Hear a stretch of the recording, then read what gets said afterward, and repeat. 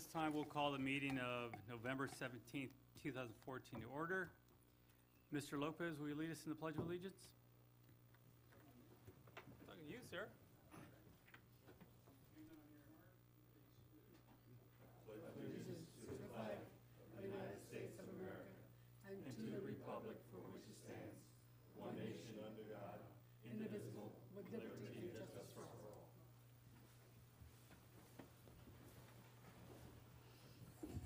Thank you very much. Roll call. Councilmember Stevenson. Present. Councilmember Friend. Present. Mayor Velazquez. Here. Councilmember Valdivia. Here. City Manager Rivera. Present. City Attorney Sullivan. Here. And Chief of Police Westrick. Here. Thank you. Thank you. Verification of agenda posting. The agenda for the City Council regular meeting of November 17th was posted on the bulletin board at City Hall on November 12th at 4:05 p.m. per Government Code Section 54954.2. Thank you very much. City Attorney, is there anything to report out of closed session?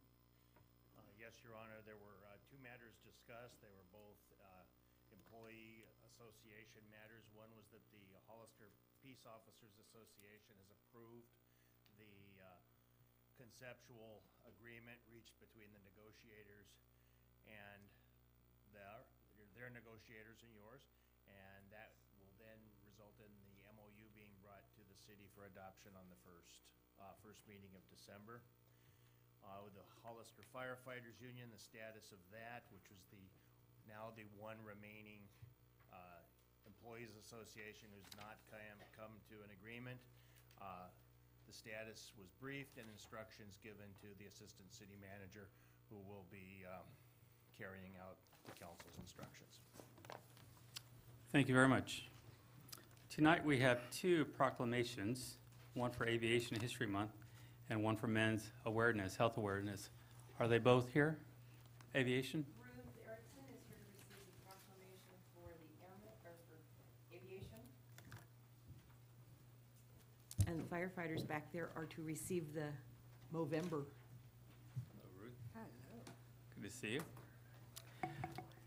Whereas people have experimented with flight from about 200 BC in China with kites, and a glider flight was demonstrated in Spain in 875 AD.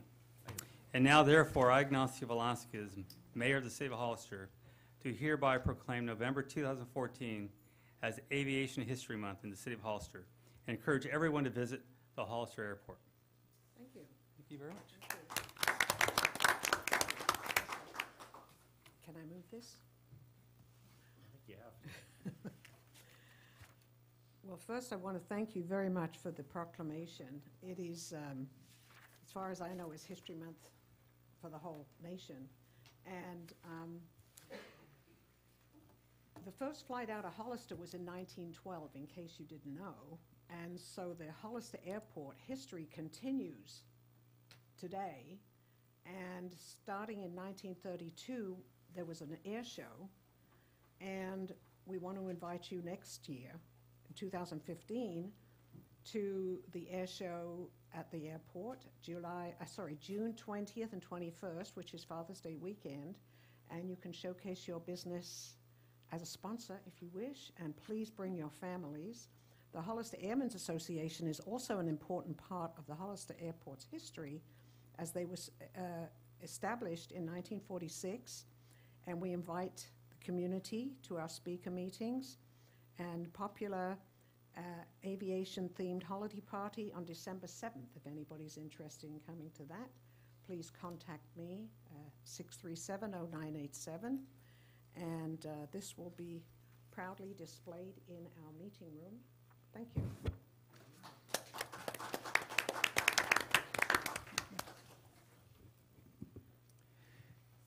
Now we have one for Men's Awareness, Health Awareness Month.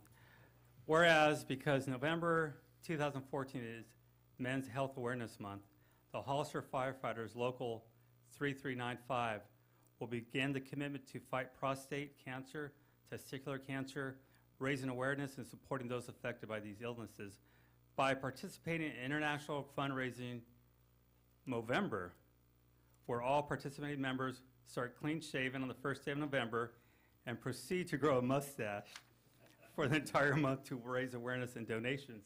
I see you guys already started that process. Now, therefore, I don't think I look as, well, won't work for me personally, but now, therefore, I, Ignacio Velasquez, Mayor of the City of Hollister, do hereby proclaim that Movember will be observed November 1st through the 30th, 2014, in the City of Hollister, and November will be proclaimed a Men's Health Awareness Month in the City of Hollister. We commend the efforts of the Movember Foundation and the Hollister Firefighters Union Local 3395. We call upon government officials, businesses, communities, healthcare professionals, educators, volunteers in the community to continue our strong commitment to preventing, treating, and ultimately curing prostate and testicular cancer.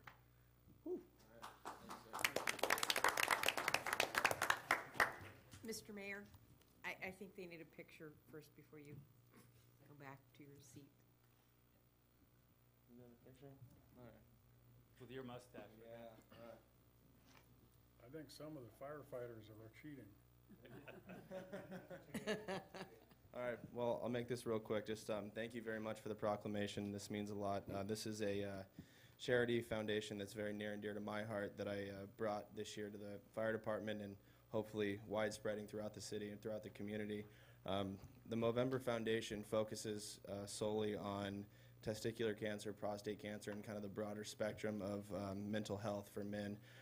It's something that started approximately 20 years ago in Australia, actually, so this is a very widespread international charity, really popular amongst firefighters, police officers, and it's just continuing to grow every year. I started doing it about 5 years ago, and I've just seen the profound growth internationally, and it's really exciting to see, and the focus that's put into this, so it's something that we're going to continue, hopefully, for years to come, and again, thank you very much. Thank you very much.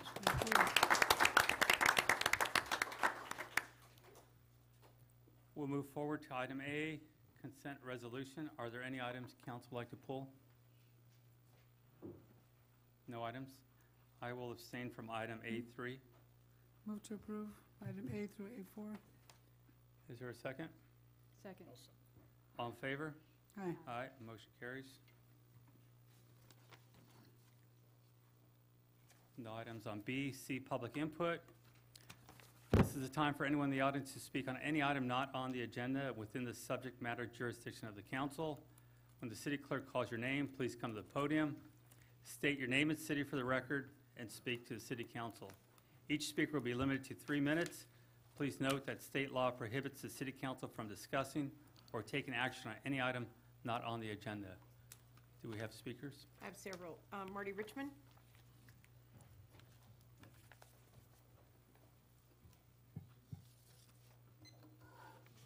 Good evening, Mr. Mayor, members of the council. Marty Richmond from Hollister. First, I'd like to say happy Thanksgiving to everybody, since I may not see some of you before the holiday, my favorite holiday, 4 days and nothing but eating, which you can see that what that's done to me. But I do want to take this opportunity to thank the city government, the people of Hollister and San Benito County, and especially the veterans who put on a terrific Veterans Day ceremonies and parade. The Veterans Building looked fantastic. There's no other word for it. I cannot remember the woodwork looking that good. In fact, I thought they put in a whole new ceiling. I got to be honest with you. The floor was shiny, and the place was clean, and it looked great. And I think we ought to, at some point in time in the future, recognize how much work that went into that. There was always some questions concerning how it would work out if we gave it to the vets. All I can tell you is I've seen it for many years. I haven't seen it look that good for many years. So I thank the veterans especially for the extra work they put in, everybody involved in the ceremony, and all the people who attended. And it was standing room only, and the entire place was full. So thank you very much on behalf of myself as a veteran. Thank you. Thank you very much. Julie Vieira?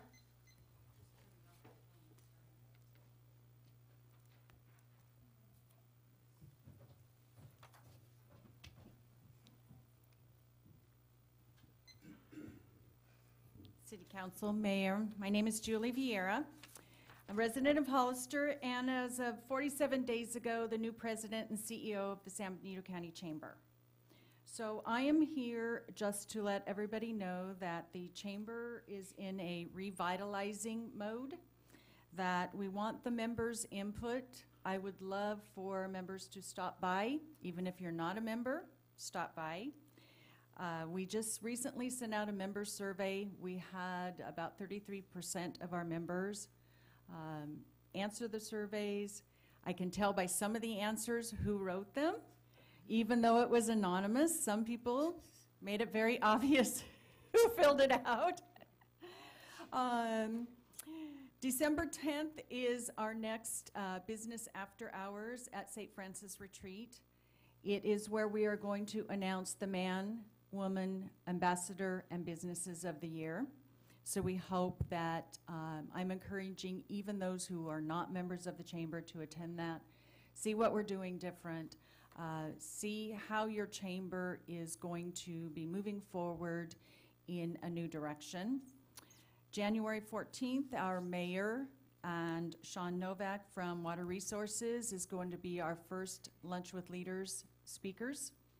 And I'm calling it the Mayor's Islands. He's going to talk about his little planting things for the sewer ponds, the gray water, the water softener, several topics relating with water, both of them.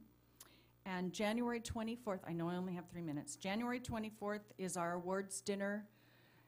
This year we are changing it up. That is where the proclamations and everything are given to the man, woman, ambassador, and businesses of the year. So I hope and encourage everyone to attend and for all council members to become members of the chamber.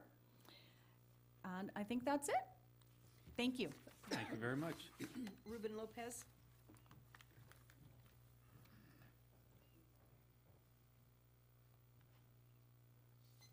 Good evening, members of the chamber. Marty, the veterans, I think, are all sailors. We learn real fast when we go. I was aboard ship for 3.5 years, and I did a lot of cleaning of floors with a mop and what have you. So anyway, I noticed it was really ship shape. It's beautiful. Anyway, I was here before, and I approached you about naming the corner of 4th and San Benito Street, dedicating it to Marley Holte, past principal and educator in the community, started the Marley Holte Holiday Dinners. I've taken over as chairman, or co-chair anyway. Eduardo Servin is the other. And Eduardo has volunteered. He's a professional landscape and building contractor. He's volunteered to do all the labor, developing the corner, building a gazebo or some kind of a stand, whatever, the cement work, brick work, whatever has to be done, landscaping. So it won't cost our city anything. The materials for the project, I've been speaking to my Rotary Club.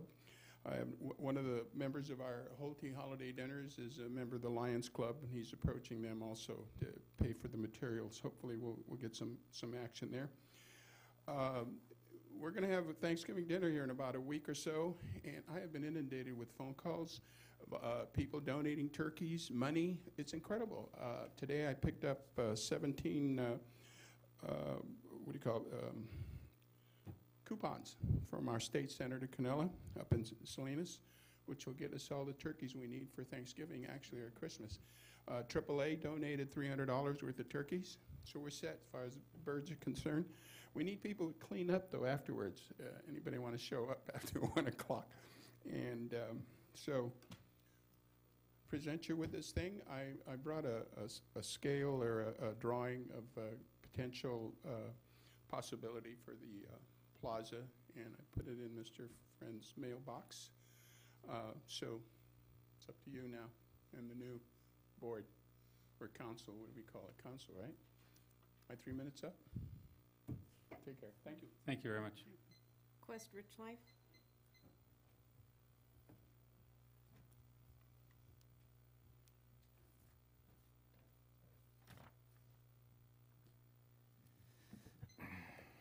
Good evening, Mayor and council members. My name is Quest Rich Life, and I live in Hollister. First of all, I wanted to ask if I could get an extension from 3 to 5 minutes. Sorry, we can't do Okay. What I want to do is just bring to your attention an issue with a security issue with a fence that is along the border between where I live and the school Rancho San Justo field, the south end.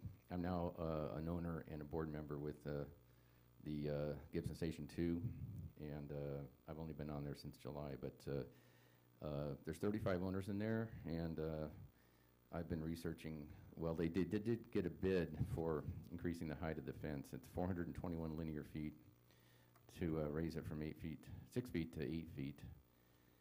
And I've been in touch with John Talia, the facilities manager at the school district, and he's been really good. We've gone out there a few times to get the bids, but there's no money in the budget, even though they passed the Measure M. So we have problems with minors drinking out there, illegal fireworks, trespassing solicitors in the building, and then I don't like to really necessarily meet one of Hollister's finest carrying an AR-15. After a shooting that happened on that property back in July, the murder suspect hopped over our fence and ran right in front of my unit, and then the SWAT team member was running right by my unit also.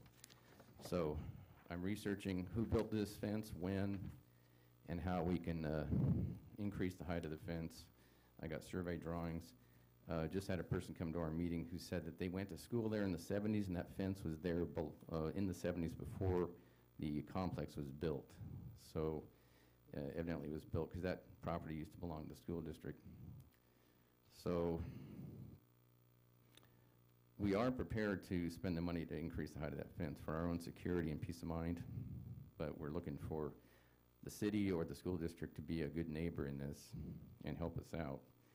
And I noticed that in the mayor's campaign information, there's a turn to budget deficit to $1 million surplus. And over the next few years, the city of Hollister's positive financial picture will finally allow us to start the process of repairing our sidewalks, roads, et cetera, which I might say would include, hopefully, a fence that would be higher security for all 35 owners in there. So there's no problem with people jumping from our complex onto public land or school land, but there is definitely a problem with people. And I've called the police 3 times and no one's responded. And there is increased activity with minors drinking on the other side of the fence. The schools have really been, helping us out, and I'm going to go to... Thank you. Marvin Jones?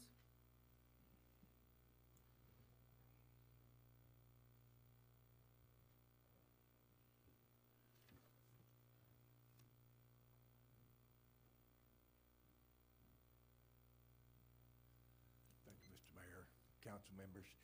When Ruben was leading the Pledge of Allegiance there, I just looked up at the flag and remembered it was about a month ago, 6 weeks at the most, that we celebrated the 200th anniversary of the bombardment of Fort McHenry in Baltimore, Maryland. Francis Scott Key was on one of the vessels out in the bay. They had him sequestered because he knew what was going to come up. For 25 hours, British bombarded Fort McHenry. Bombs bursting in the air, all that stuff. Next morning, flag was still there. I think they had to put it up once or twice, but be that as it may, that flag was 30 feet wide, 42 feet long. Big thing. It's, I think they're doing some restoration on it at the Smithsonian right now. It's not hanging up there. But 30 feet wide, each star 2 feet point to point. Each stripe 2 feet. Now, I'm not real good with this Common Core math, but in the old style math, 30 feet divided by 2 feet per stripe comes out to 15 stripes. That Star Spangled Banner had 15 stars and 15 stripes there in 1814. I got one of the quarters from the state of Maryland, and I think, it's real close, I think with my eyes, I counted 15 stripes on that thing. So you youngsters there, just a little bit of trivia on the Star Spangled Banner, 15 stars and 15 stripes, and that was a big flag. Thank you, Mr. Mayor. Thank you very much. No others. No other? Okay. D&E, we have no business. F1, That is the amendment to the fireworks ordinance, something that we've talked about doing, we being the city clerk's office and the fire department, for a number of years. The fire department and one of the fireworks companies, the Safe and Sane fireworks companies, have determined that there's really no other space available within the city to put another fireworks stand. So this is increasing the population so that we won't have to put in another fireworks stand. The other part of that is that if we add more Safe and Sane fireworks stands for nonprofit organizations, then the groups keep making less and less money because it's just too diluted. So we haven't had a recent request from a nonprofit organization, but this is mostly to ensure that we do not have to add another fireworks stand for the next couple of years. okay. Is there any questions from council? How far in advance do they apply for the permit for the stand? Once, it's actually in March, once we know that no other nonprofit is going to apply. So for instance, if in the next few months one withdrew, then we would know that there would be a spot to be filled if the population was high enough to warrant another stand. And would it, so is it automatically going out to the same? Yes, yes. Nonprofit Originally, there groups. were stands that were grandfathered in. As the population increased, then nonprofits were added. They have to submit their application, prove that they are a 501c3 group located in San Benito County, and then we've had a lottery where the mayor actually drew a name to get the stand. So there's no chance that perhaps they could sell their permit to another nonprofit? No. Or? Okay, any other questions? Any speakers? No. I make a motion that we approve F1. Is there a second? I second. All in favor? Aye. Aye. Motion carries Thank you. 4-0, one absent. Item F2,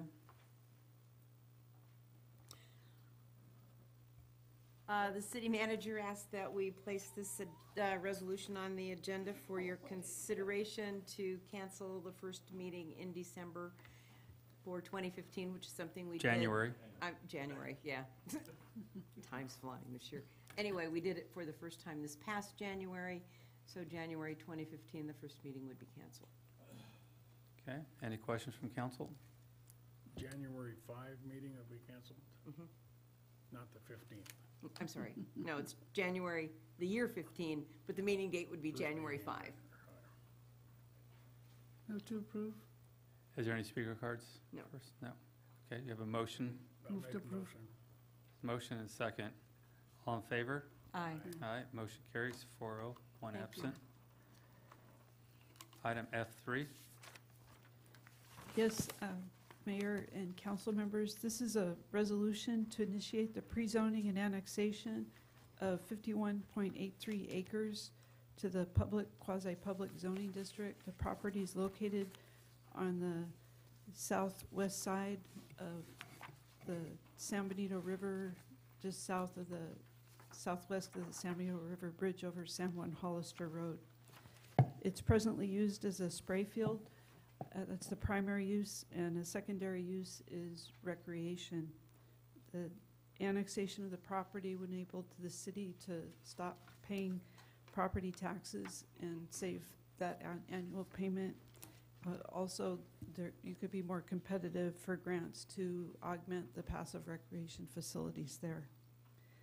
We're also requesting approval of a supplemental appropriation of $3,341 to cover the application processing costs. Is there any questions? any question from council? Any speaker cards? Make Sir. a motion that we approve resolution 2014 Second. F1. 208. 208, that's right. On our paperwork, it shows 208. Is that correct? Bottom of the page before. Okay. Oh, I'm on the wrong page already. Okay, we had a motion and a second. I second. All in favor? Aye. Aye. Motion carries. 4-0, one absent. Now we'll go to F4. Good evening, Mayor and Council.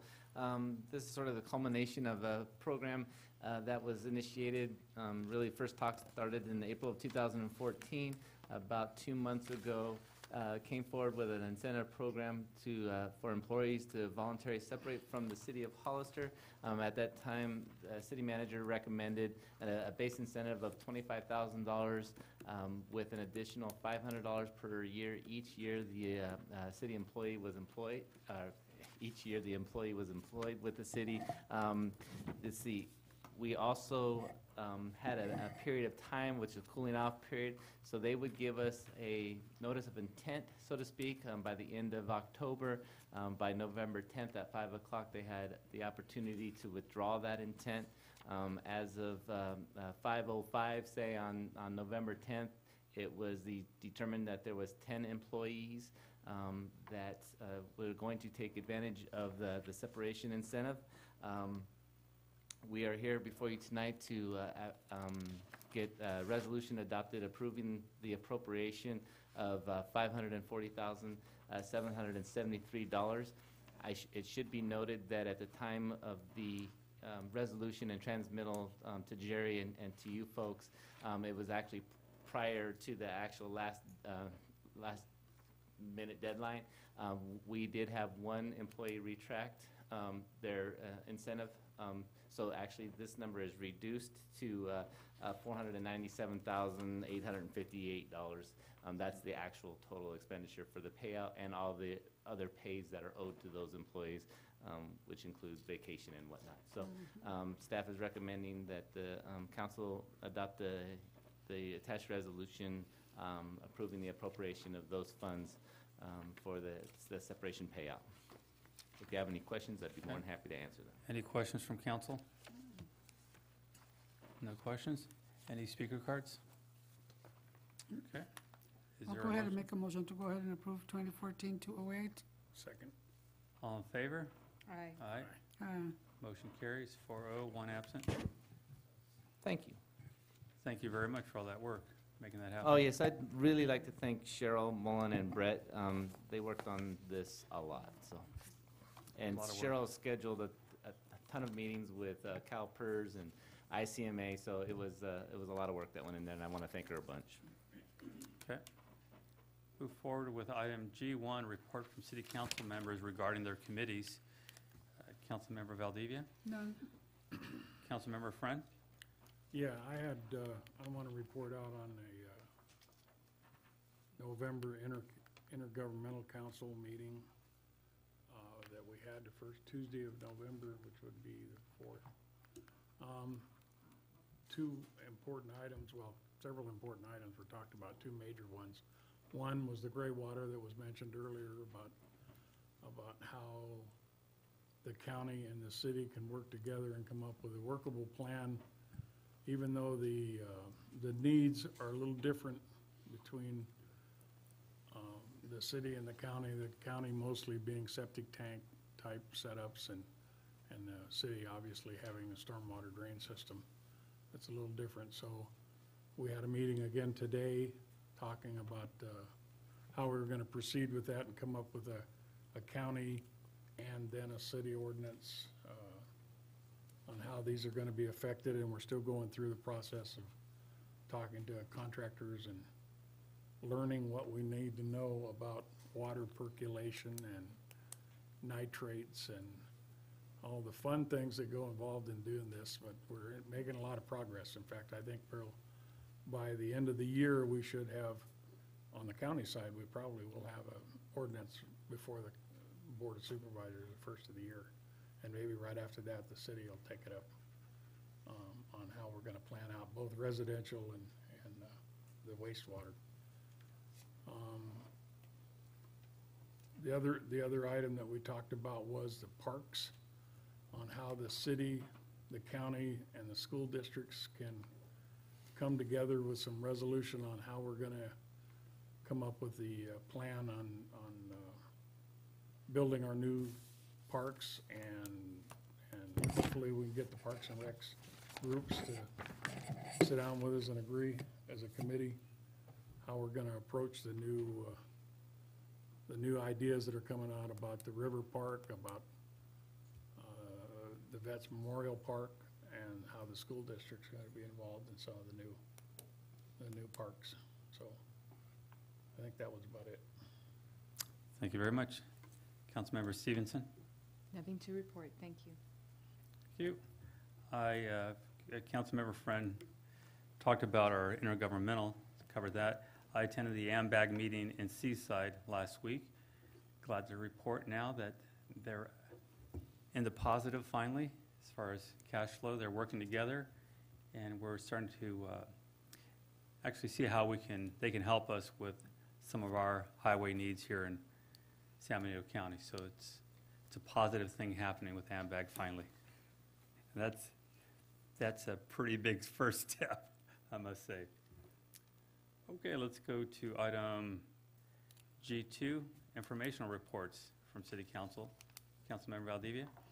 Yes, I have a couple of things I wanted to go ahead and report on. First, I want to congratulate Officer Carlos Rodriguez for his commendation that he's going to be receiving. He's going to be receiving in December, right? Yes. I just want to congratulate him, on behalf of myself and the City Council. I think they were reading the report. I think it was very, intriguing in terms of what he did to, make an effort to save lives of the folks that were shot. So I just want to congratulate him. If he's listening to me, congratulations, Carlos. And please extend that to him. Also, I wanted to also thank the Top Hatters. They're going to tomorrow at the Senior Center. We're going to be having a Thanksgiving dinner, and they sponsor the dinner every year, I think for about 12 years. They provide turkeys for the folks, for the seniors, and also they provide turkeys for us to cook for the meal. We're going to be having like 170 people for lunch, which is a big number, and about 138 to 140 people are going to be receiving turkeys for the holidays. So it's a big event, and they come forward and they sponsor this, and I just want to thank them publicly for the work that they do, because they have to go out and gather contributions, and people are very generous. They get donations to make sure they purchase the turkeys, etc. So I just wanted to share that with you. So, okay. Thank you very much. Councilmember Friend? Yeah, a couple of things I wanted to talk about. First of all is I want to thank everybody for their participation on Veterans Day. We had a lot of comments, as Marty brought up, about the building being in such good shape now with 1,400 hours of volunteers' work to do the painting and scrubbing and stuff. And the ceremony was excellent. We had 400 seats and probably another 150 people standing around to watch the ceremonies. It was outstanding. The parade went off very well. The sun came out, the parade came off, and the judges had a good time.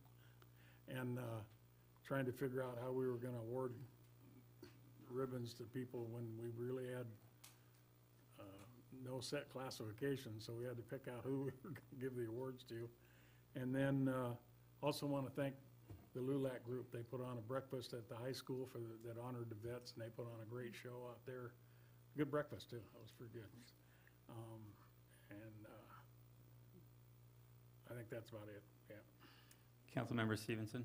Yeah, that's a problem, being last in the line. I guess I just can echo. Actually, I'm last. So. Oh, yeah. Well, I echo the sentiment. Everything's said. Councilmember Valdivia and Councilmember Friend, both sentiments. Well, I can add to the Veterans Day event. It was amazing to see how many people were out there, and I think going down in the parade, I've never seen that many people out there in the event. There were literally thousands of people out there, and it was exciting. The veterans, well, they gave me a special privilege, sat me next to Miss California, which is kind of cool. My wife probably didn't like that so much, but that was okay. You only have not 3 It's people. part of the mayor's duty. So If I may, Mr. Mayor, I forgot 2 things, yeah, Okay. when you're done. So it was an exciting day. It's good to see all the veterans being honored that day and the community coming out. Also want to thank Carol Thomas and Stefan Perry. They're organizing a group called Adopt a Block. And what they're doing is trying to focus on different neighborhoods in the city and get some of the neighbors to help clean them up. See what we can do. They worked on a block off of Graff Road and San Juan Road a few weeks ago. So they're working on picking different neighborhoods on the west side of town to help clean up some of those areas. And I also attended a philanthropy day by the Community Foundation where they honored all the different nonprofit groups that do a lot of work in our community. And it's amazing there to see how many people were out there and how many groups there are doing good work in our community. So thank you to all of them. Councilmember Valdivia? Yeah, I missed that, I'm sorry. I would have been there with you. I had to. There's 2 things I wanted to say. First of all, in lieu of the veterans, you know, my hat always goes out to the veterans all the time, not only this day, but every day, you know. Thoughts come into my mind because of my brother, David. But anyway, I just wanted to say that, you know, for the senior lunch, this is so important. The Women's Auxiliary sponsored the veterans that day, so they paid for their lunch and they paid for the coffee. And part of the group is here today. And, you know, I just want to make sure that everybody's aware of that, and a special thanks goes to them. You know, it might not be a huge thing, but it's something. And, you know, I think it's great when we can, you know, just single out and you know, honor our veterans regardless. We don't have too many World War II veterans anymore, but it's mostly, but they're still out there. There's still a few. So, you know, my hat goes out to all of them. Also, I forgot that, you know, last week we had a meeting here by DMV, sponsored by LULAC, and this was, they gave information out to the folks that haven't been able to have a driver's license. It's a law that passed in January. It's going to be effective. It was passed by, it's a law that got passed to the state, and then also Luis Alejo was one that sponsored it. I just want to share that with you. I was here at that meeting to welcome them, and it was the place was standing. People were standing all over the place. It just got really, really full of folks. So I just wanted to share that with you. I think it's a good thing that's going to happen to our community. You know, where folks can access their license and everybody can, you know, have a license for driving the car, which is so important for many reasons, for everybody. Thank you. Thank you very much. City Manager. Thank you, Mayor. This evening, I just have 2 quick things. About this time of year, every year, we talk about leaves, and in the street, I talked to Clay at our Community Services Department. They're having the leaf collector out now the day before or trying to get it out the day before the street sweeper goes in front of folks' houses. We are going to be doing our very best to pick up as many of the leaves as possible. We encourage people not to pile them up, though, for the street sweeper. It doesn't help that much, and it also hides the other debris that we get concerned about that have done damage to the sweepers in the past. So, like I said, hopefully we're getting out there before their normal street sweeping day. And if you have leaves, you can place them kind of in that general area right off of the curb. So hopefully it goes well this year. Also, I wanted to thank engineering and Mary Paxton in my office and the striping crew that was out over the last several weeks. We included about almost, I think Mike told me, about 3 miles worth of new bike lanes in the city. So cyclists have a little bit more room to maneuver their bikes around town. And so it's all part of our bike and pedestrian master plan, and I wanted to thank those folks for that. So. Thank you. City Attorney? Nothing, Your Honor. Chief? 2 things. Just want to remind everybody that on Tuesdays, 6 to 8 p.m. at Mars Hill, we'll be doing card signings for our holiday meal for heroes. Julie's actually involved in that as well. Through Hollister Gives Back, I invite the public to come down and sign cards for our injured troops all over the world. We also take donations of cards as well. That'd be nice. Item 2, and this is kind of important this time of year, we need to be careful when we are doing our holiday shopping and making sure that we don't leave items in our cars while we're shopping. Every year, we tend to take a lot of different vehicle theft or vehicle theft from vehicles and burglaries from vehicles when people leave packages out in the open in our shopping malls. So just be careful, be smart when you're out shopping. Thank you. Thank you very much. City Clerk? Thank you. I just wanted to remind everyone that the Lights On celebration is fast approaching. It's November 29th, the Saturday after Thanksgiving always. Events all day long.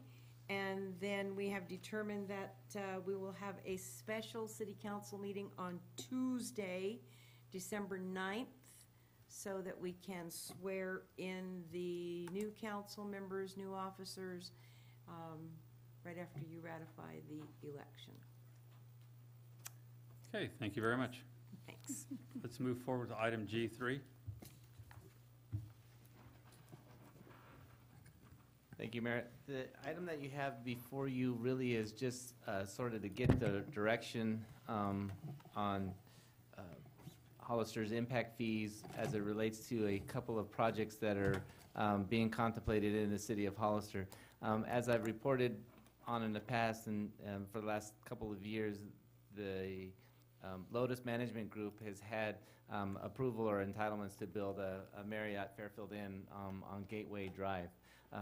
If you'll recall, a couple months back, we entered into or developed a program that would allow them to receive half of their TOT back in order to leverage that against financing.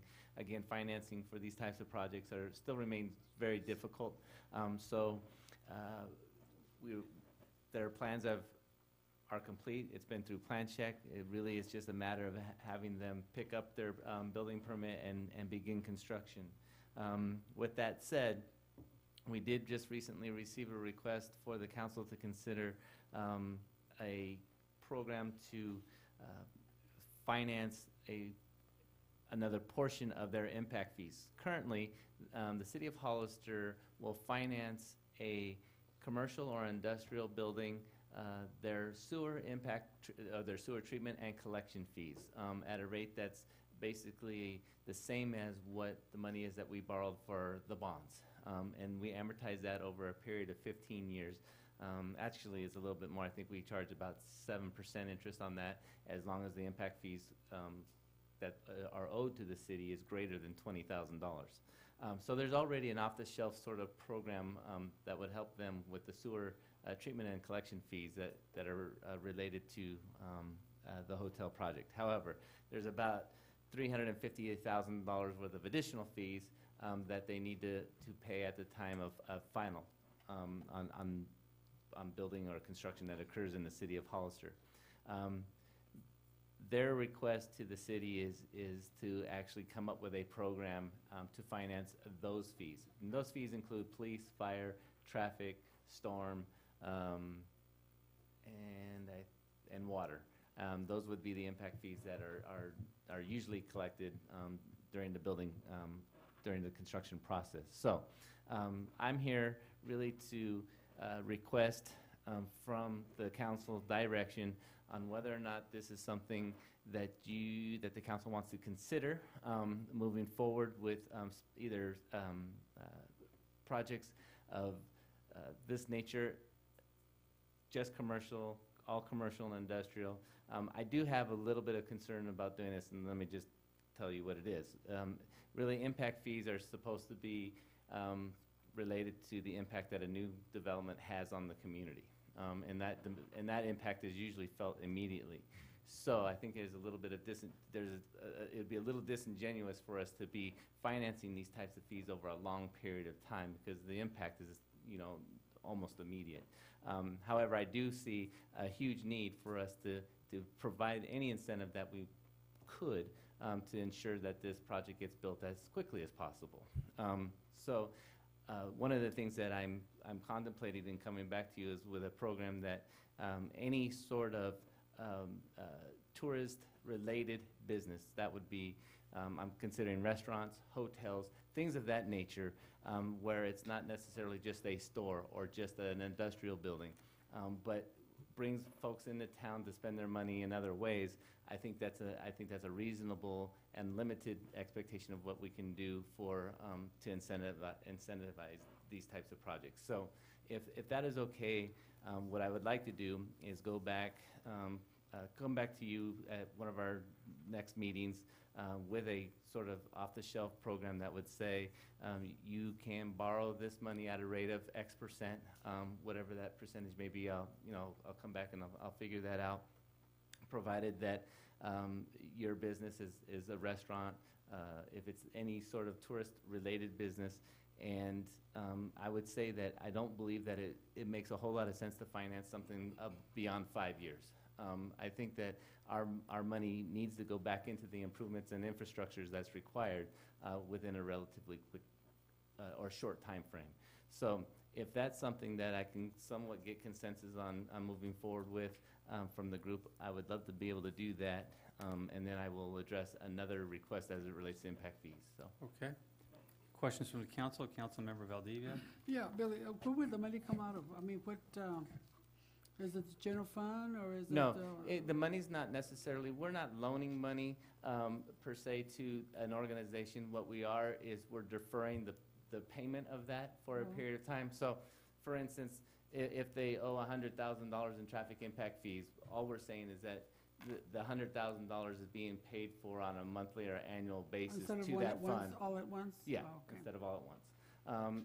It allows them, to some extent, it allows them to have additional carrying costs if they know that they can't, if they don't have to come up with $100,000 tomorrow, they're not paying interest on that for the period of time. They're just paying it back towards us. It's a little bit cheaper for them. And the city hasn't done this in the past? The city has never I know we haven't done done it during this. my course here, but in the past, okay. The city has not done. It has done this in the case of a sewer treatment and collection, but it hasn't done it from across the board perspective. Okay, Councilmember Friend. I have two questions. One, on the Vista Del Oro project, it says their request is to not make the payment until the close of escrow. Is that the close of escrow on the last No. townhouse, or is it? That would, if I'll go, I'll just do this for the Vista Del Oro project as well. So the Vista Del Oro project is right now it's contemplated at 97 units, 97 condominium units on 4th Street, and the other portion of that project is about 30,000 square feet of commercial use. Their proposal is right now the city of Hollister collects their impact fees at just prior to final inspection. So the building is basically done before our building official or building inspectors go out on their final inspection. We require that the impact fees be paid for that at that point. That's kind of our hammer. We're not going to go out and give somebody a final without actually having them pay their impact fees. In this particular case, what they're saying in the condominium project is that, yes, at the close of each individual unit, so at the time of the closing of the first unit, it would be part of that closing cost that the escrow company or title company would have a portion of the beneficiary demand would be coming from the city of Hollister, and at close, we would get paid at that point. Again, it's one of those things, when you talk to a fire chief or you talk to a police chief, they will tell you that as there's construction and as there's building, there's an impact to them. Their impact fees, though, are relatively small in the grand scheme of things.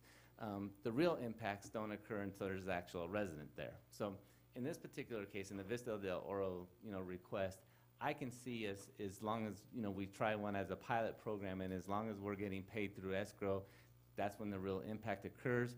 I think I can recommend pretty strongly that that's a favorable way of doing things. It doesn't take money necessarily out of the developer's pocket until the unit is closed. I also want to say that there's also going to be a huge caveat in this agreement as it comes back to you folks, in that if units aren't sold and they are rented prior to any occupancy of a unit, those impact fees need to be paid, because the impact doesn't matter if you're a renter or you're an owner. The idea is that it's occupied. So, and they're actually shooting for the same thing on the commercial side. When a lease with a tenant is executed and that building space is occupied, that's when they would pay the impact fee, appropriate impact fee for that commercial. Again, Vista del Oro, I'm fairly confident and comfortable with going down this path is something that, you know, we can help if it's going to be the make or break thing for a new development on 4th Street. I think that's something that we can accommodate. I just want to be a little bit more careful on financing, you know, other impact fees for commercial and industrial, but I think that we can develop a program that I think makes sense. It doesn't put us in a bad spot, and it doesn't put the developer in a bad spot as it relates to, say, the hotel project specifically, so. Okay. And the other argument is on the hotel, which would be the impact fees are affected, spread out over 5 years, when the impact fees, the necessity and the impact happens the day they open the doors. Yes. Both traffic, both sewer, water, all of those impact fees. So the city is gonna be on the hook for whatever that cost is as they're making those payments. Correct. So I think we're kind of playing games there with some money, and it sounds like if they fold up in 2 years and walk away from it, we would still have those fees, then they would never get paid. I'm sure. There's probably a methodology for us to protect ourselves in that particular sense, but I agree wholeheartedly that the day that they open, there's an impact on the community, and that's generally what it is. That's why I say the shorter period of time that we can do this, the better off we are. So, again, it's kind of, go ahead. Well, I mean, you mentioned in the first part of your statement that you were looking at a 15-year fully amortized loan, and I'm thinking, wait a minute, that place will be old and dilapidated, and nobody will want to stay in it in 15 years, where the impact is going to be the day they open. So I think we need to be real careful on that timing, that's all. I mean, I don't mind being a little flexible, but. Okay. Councilmember Stevenson? Thank you. Who will oversee and ensure the payment of these fees? Because that's a lot of maintenance to make sure that, number one, these fees are paid every year. Number two, with every unit. I understand there's probably, in escrow, there's probably a lien for the city being second, I assume. Yes. Well, on the, say, the Vista del Oro project, there would be an agreement that is basically between the owners of the property and the city of Hollister that basically specifies or outlines kind of the terms and conditions of the close of escrow. The more difficult one, obviously, is, say, something that we do with the hotel. How we do our current with these is it's part of their utility bill because it's related to sewer, and so the additional cost is just added to our utility rates. Again, that's something that's based on a monthly thing that's amortized over a course of a year. We haven't sat down with the Lotus Management Group in fine detail to talk about what it is that they are expecting and what is our expectations. They were just kind of wondering, if we throw this out there, is that something that the council would consider doing? If it's on an annual basis, it does make it tricky, because that's one of the things that we have a difficult time with doing. Sometimes is tracking down who owes us money and at what time. But as Tyler gets a little bit more, I mean, we have people now, Peggy and some of these other folks that are doing tracking these things, and as long as we don't have a lot of them, it probably becomes a little bit easier to make sure that we can collect on an annual basis. So the interest rate would be 7%? I just threw 7% out. I think that is what we did on the sewer part, because the reason why we've done it, we set it at like, I think it's either 6 or 7 on the sewer, is because we're paying about 4.5 on the sewer bonds. And one of the things is that we're just making sure that we cover the cost, what our costs are with the bonds, plus a little bit of admin. Is there any way we can front load maybe that interest, so to encourage maybe an earlier payoff?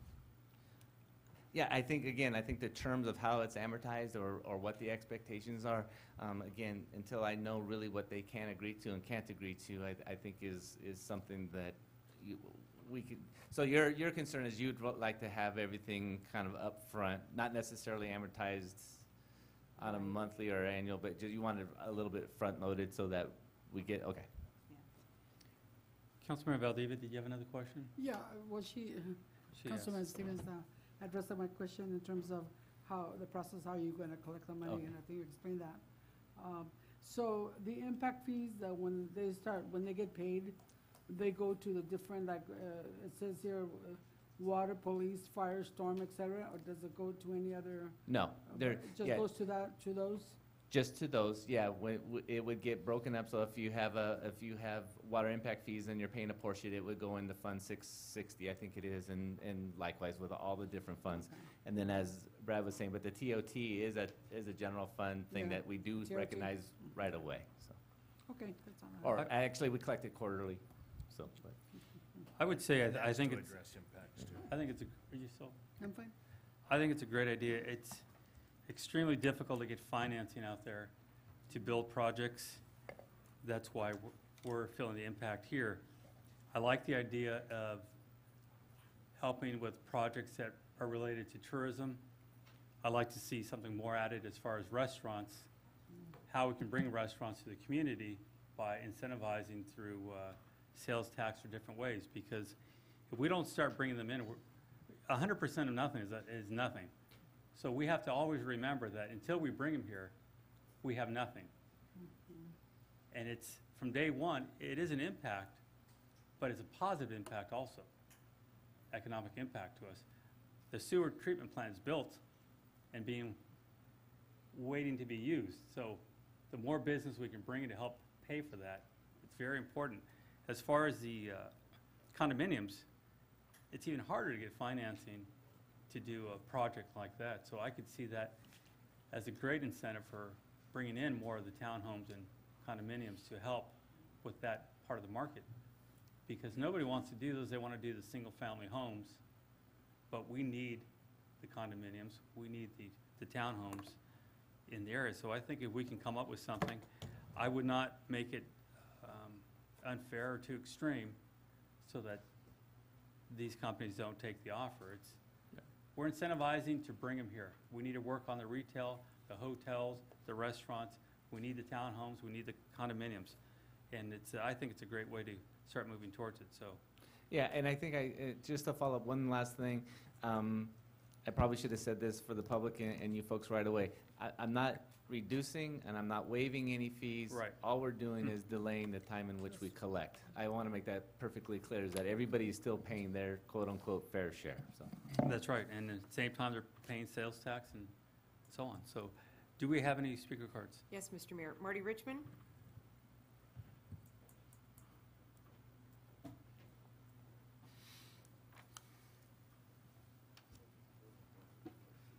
Thank you, Mr. Mayor, members of the council.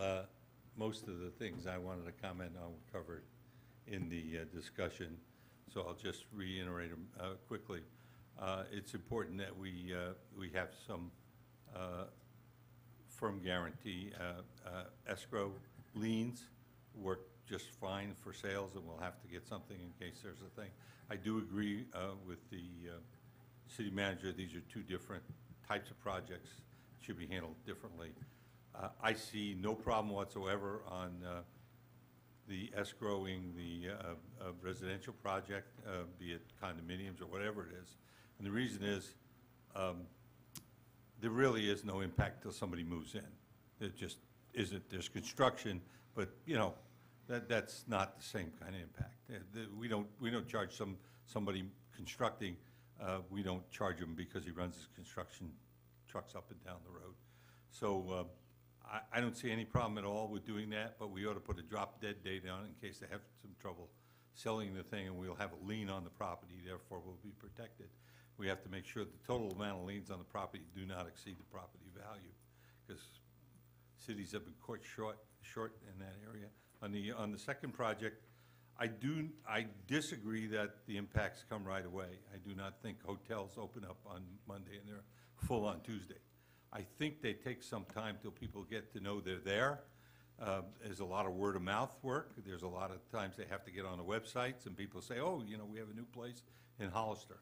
But I don't think it's 15 or 30 years. I think it's a few years.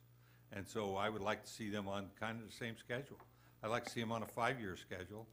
I think a 5-year schedule, people don't forget that the payment's there. the value of the money doesn't deteriorate to such a point that you can't do anything with it. And if you can get me 7% on my investments, let me know, we can talk later. Thank you for your time. So you'll finance it. Yeah, there you go. Any other speakers? Okay, I think, is there a consensus to have To go ahead. city manager move forward? Yes. Thank you. Thank you. Item G4? Mr. Mayor, I Oh. will leave while you do that one. and Okay. Let me know when you're done.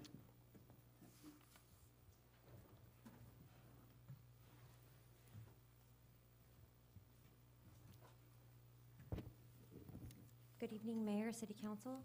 Staff is here to provide a status report on the 2013 CDBG block grant. At this time, staff is still awaiting approval on the supplemental activity request that we sent in for the sidewalk repair program. Staff has made multiple requests along with our consultant to provide us with a status on the supplemental activity request, and that's gone unanswered. The city's HCD representative had been out of the office for 2 weeks and just returned today. HCD is now stating that they did not receive the application. However, the application was submitted electronically, and again, the originals were mailed to Federal Express, and they were received at their office. So if need be, we can resubmit the application to them. If we do not receive a decision in 1 week, staff would like direction to prepare a letter for the mayor's signature to expedite the approval of the supplemental activity. And then we can return in December with another status report. Okay. Any questions from council? If we get the approval or the ruling in the next 2 weeks, does that still give us time? Because we were up against the timeline there where we had to spend half of that money before April, so are we still gonna be able to meet that commitment? By April, well, we'll have a better idea of that when we come back in December. It's really just gonna depend on the timing of getting this approved, and there's other things that come into play with the food bank, and so, but we'll have a lot better idea after we get this approved, and But I thought we had to deplete the one to We get do. the other one. we do. So I thought we already had the sidewalks and everything identified. So it would have been, if we get it, if we get the okay to deplete that, we can jump on that fairly quickly, right? Yeah, I mean, part of the hangup right now is, what's frustrating is that they have to approve the sidewalk project. Once the sidewalk project is technically approved, Mary in our office, we have some environmental work that needs to be done. We have to go through NEPA, do a couple of other things. So that's why I say, as Renee says, we'll have a better understanding of what they're actually gonna make us do. Because every state agency has 30 days or 60 days to do a review of, what was the archaeological one? And I mean, there's utterly some whoops, I shouldn't say this. There's some weird regulations that we have to try to comply with. So what we're trying to do is make sure that we are put in the best spot so that we meet the 50%. Again, but also the food bank, that's a big part of their thing as well, and they're dealing with USDA and going through their process as well as we are. So it's just really a timing thing. And the reason why we're coming to you folks and just giving you kind of the update is also to make sure that, we can't afford to have things sit on people's desks for 30 or 60 days. And I think that that's one of the reasons why we're asking, some support either from the mayor or the council to make sure that if we're not getting answers relatively quickly, we need to be able to send something back up that says we're serious. They're putting us in a bind, and we can't have that. Well, will the commitment of the money be enough, or does it have to be spent? I mean, we can let the contract and start the work? The money has to be spent. And that's the other hard time, because obviously with a public project, there's bid period, there's that construction contract. And quite frankly, I think we have a fairly good argument that once we have an executed agreement or an executed contract, I mean, the state may look at it differently, but I think that money's been spent. you know, and hopefully that's not gonna be a hang-up for them. Again, I think that we need to be as diligent as we can on the actions that we take right now, so that if we are going to have a case or an argument with them close to the end, that we have a solid case. Do we have any speaker cards? Marty Richmond. We do now. I'm sorry, I didn't have to speak correct, but the city manager said something I'd like to add to. Oh, great. Thank you for You reminding me. gonna validate my? I appreciate it. No, not in this case. The last case I did, you only get one a night. I think you ought to get a letter prepared right away and not wait, number one. And number two is I think that letter, a copy needs to go to our representative, Mr. Alejo. Because this is not the first time we've run into this problem. And this will not be the last time we run into this problem. And someone at some point has to realize that a small operation like ours, if they sit on these decisions for 30 or 60 or 90 days every time we get caught here at the state, we're going to be in this bind. We've been in it before. We're going to be in it again. And it doesn't make any sense. And someone has to explain that to Mr. Alejo. And I don't always agree with him politically. I often disagree with him, but I'm very impressed with his ability to make the assembly move, okay? And also his intelligence and the deals he's made so that he can trade votes up there like everybody else does. And someone has to put him on this subject for us, because it's in our long-term interest, not just this time around. And we've had before where we're sitting here waiting for somebody to approve something at the state while the clock ticks on us to be able to spend money. And sometimes we got caught with not spending money and got stuck for 10 years. I remember one time, or 9 years, whatever it was. It was a long time because we didn't get the money spent. It may not have been the same situation, but that's the way they are. They look for an excuse to say, sorry, we're not giving you any more. So I think we ought to just make it a program to be a pest with the state, and call them up and say, I'm sending you a letter, and I'm sending Mr. Alejo a letter, and this cannot continue. Thank you for your time. Thank you very much. I would agree, and I think obviously send a letter also to our senator. And we need it. It's been long enough. So we need to get a letter out right away. I think one other thing that, I don't know if Renee said at the very beginning, is that the 50% requirement when we applied for the grant was about the grant. And then if you'll recall, the last part of July of this year is when they said, no, now you need to spend all the program income before, and that's one of the things that is also frustrating, is sort of the rules change as we go, so. And Mr. Richmond's right. Every time it's the same story from the state. So we can depend on them failing. So let's get them a letter out there. You all agree? Yes. Okay. Thank you very much. We can bring Ms. Valdivia back in.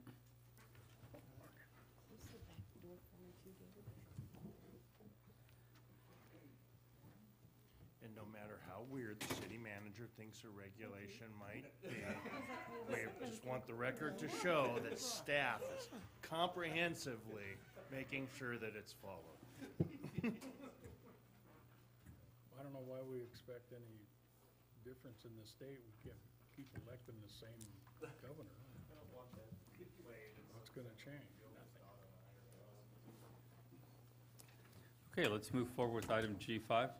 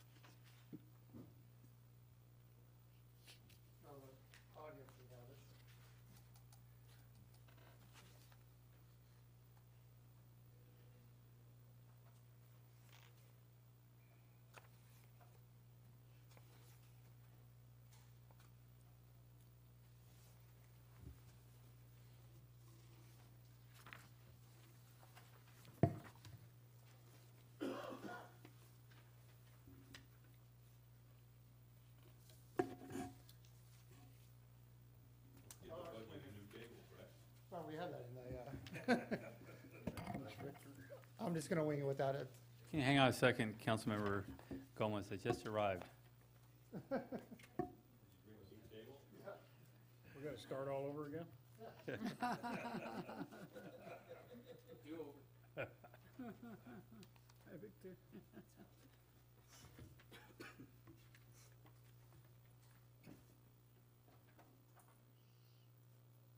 Are you seeing it on your screen on the, everything's up there? Motion to adjourn?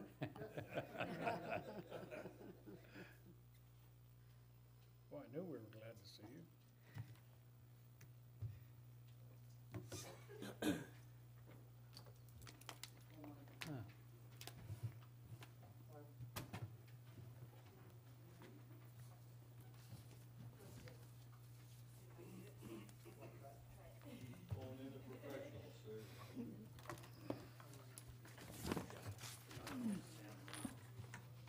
Oh, I thought the chief was gonna shoot it.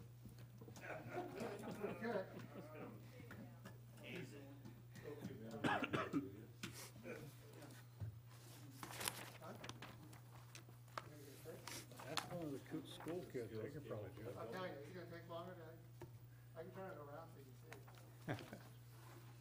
Well, just ask one of the students, I'll bet they can do it. Take a 5? Yeah, with the budget. We'll give it one more minute here. Yeah.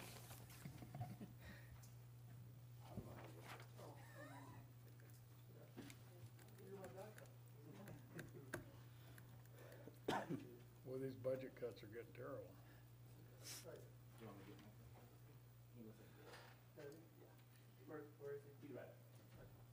Why don't we take a few minutes, yeah, take a 5-minute break. Sure.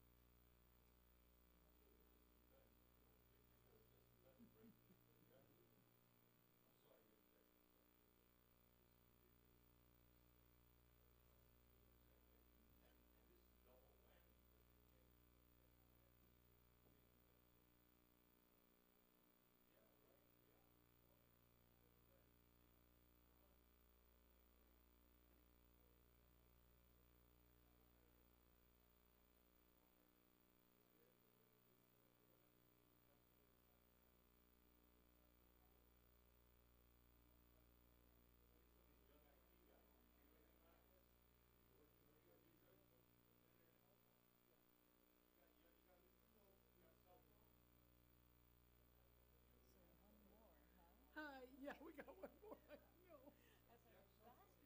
I know, me too, we told everybody. We got one more and then we have to come, another one, the special one, so we can. I know, just like they wanted to hang on. So I was gonna ask you, you work at the veterans, at the office there? Because we transport a lot of,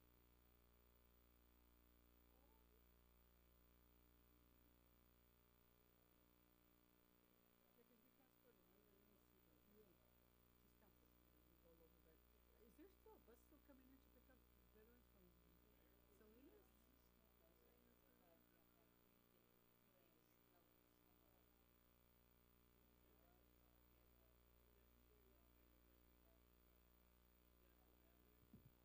we're booked.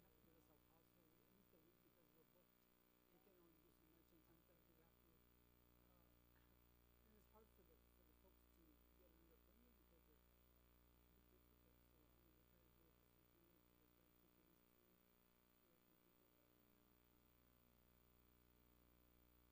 Okay, if we can, let's call the meeting back to order. The projector is working. Now get the council back. Well, I can't see that number, the first one, the big one.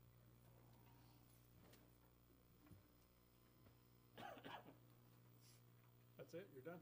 Yeah, I am. Okay.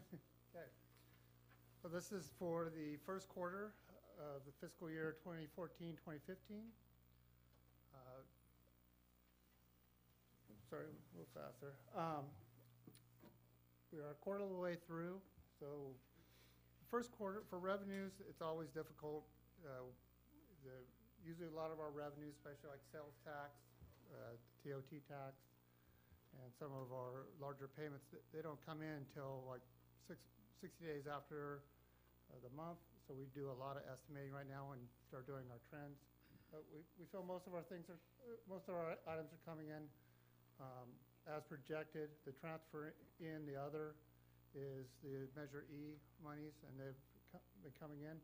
One caution is gas prices have come down. That's one of our major sales tax. So it's a great thing for our commuters, but it does hurt us in the sales tax.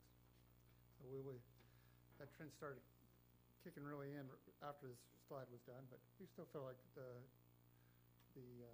sales tax will come in as projected. Our budget is for expenditures.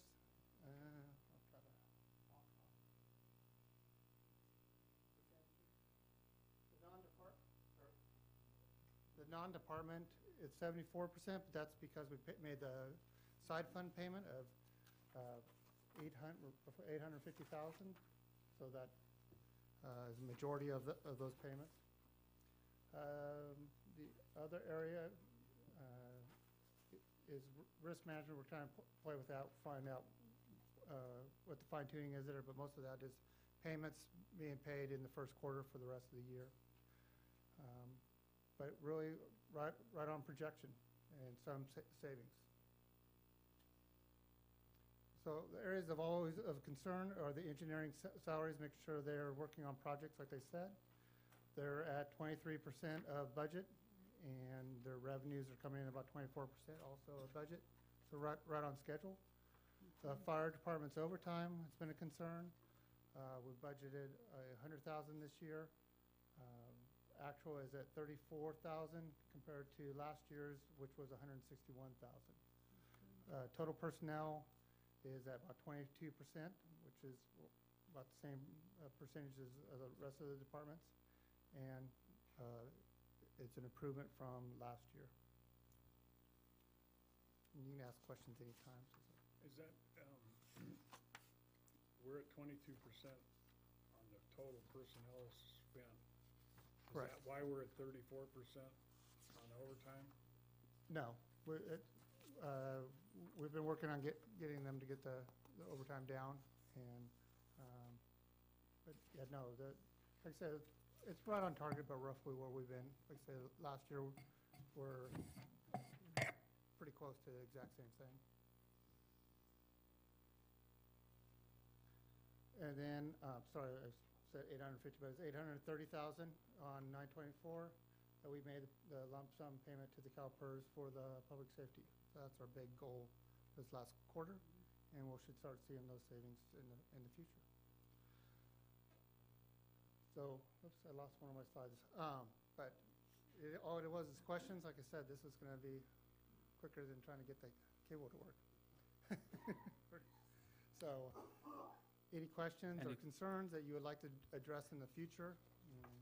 Any questions from council? Yeah, what's the overall percentage, in terms of the spending? Is it 25% or did I hear 26%? Oh, sorry. The overall? Overall, we're about 25, we're at 25%. Okay, it's just that I can't see the numbers, it's yeah. too small. Sorry. Okay. I know it's hard to see all, but it's, Oh, instead of that's not flipping bad, that's through a good. bunch of different Yeah. departments, it's easier to. And you did mention that the overtime was, come down in terms of the fire department? Correct. What That's about all right. other departments also? They're right on track. Right, oh, good. Okay, Councilmember Gomez? Yeah, thank you, Mr. Mayor. Engineering inspection fees under revenues and building permits. We had budgeted $425 for engineering, $325 for building and permits. Is that after the adjustments that we made after having a pretty active fiscal year last year?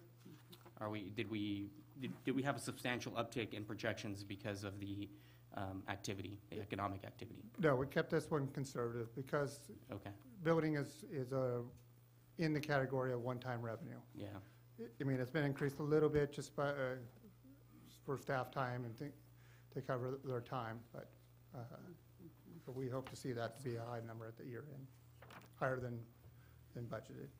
Do we have peaks annually for these? Do we see some quarters coming in higher than others when it comes to both of these categories? I would say with the change of the economy and finally the upswing of some activity, it's real hard to project right now with even seeing if it's cyclical or not. Okay.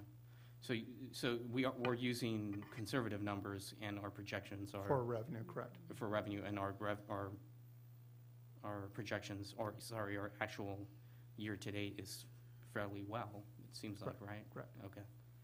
All right, that's good. Thank you. Councilmember Friend?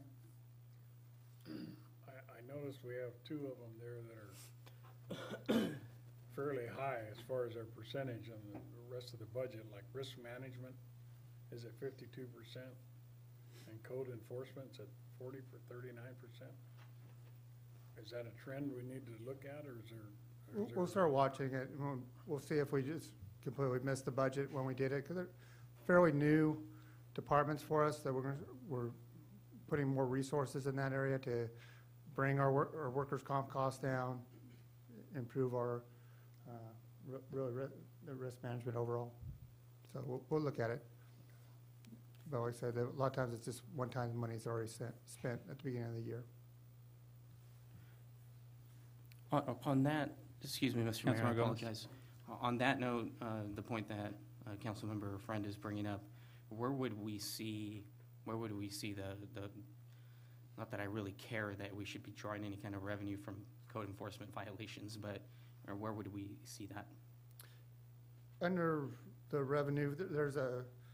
Under what revenue? I'm trying to find it real quick for you, I'm sorry. Okay.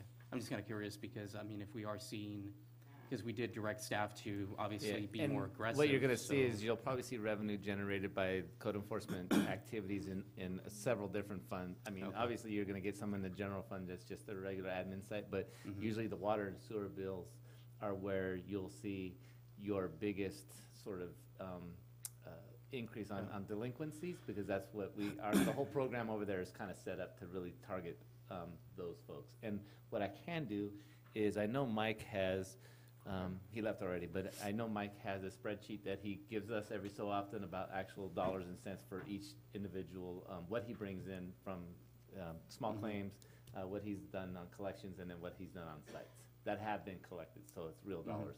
Yeah, he has a spreadsheet that talks about, what's been cited and tried to be collected and actually what's been collected, so I can give you that. Right. Yeah, that'd be great. Well, considering the, the direction that the mayor and council gave to code enforcement earlier this year, I think it would be interesting to see where that department finishes off this calendar year. Obviously, we won't find out those numbers until, February or March or so, but I think it would be interesting in about 4 or 5 months to kind of look at those numbers and figure out, hey, we talked about traffic citations and all that conversation, let's look at our code enforcement citations and see if we're being aggressive in the right areas, and see if we're, making it work overall from beginning to end, so. And like I say, he has it ongoing, so, I mean, that's something that I could probably just even ship off to you. It's probably updated all the way up until probably last week, so I can get you that tomorrow. Yeah, great. All right, thank you. Appreciate it. Thank you, Mr. Mayor. We tonight took action on spending $500,000 on the early out program. Is that gonna be reflected in, is that gonna hit a lot of those departments and raise those percentages? Is that gonna be spread out all over everybody, or is it gonna just hit the departments? It's going to be spread out over all departments and across all funds. You got maintenance workers that are in water and sewer that will hit those funds. You've got, like say, somebody in my department that's leaving, that would be in my department in general fund.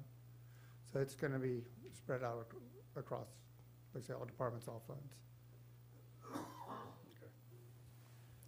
Okay. Any other questions? Any speaker cards? Okay, thank you very much. Thank you, Brett. Got a speaker card, I think. Good report. Item H, I, J, and K, there's no business. Move for adjournment. Second. All in favor? Aye, motion carries. 5-0 vote. That was fast.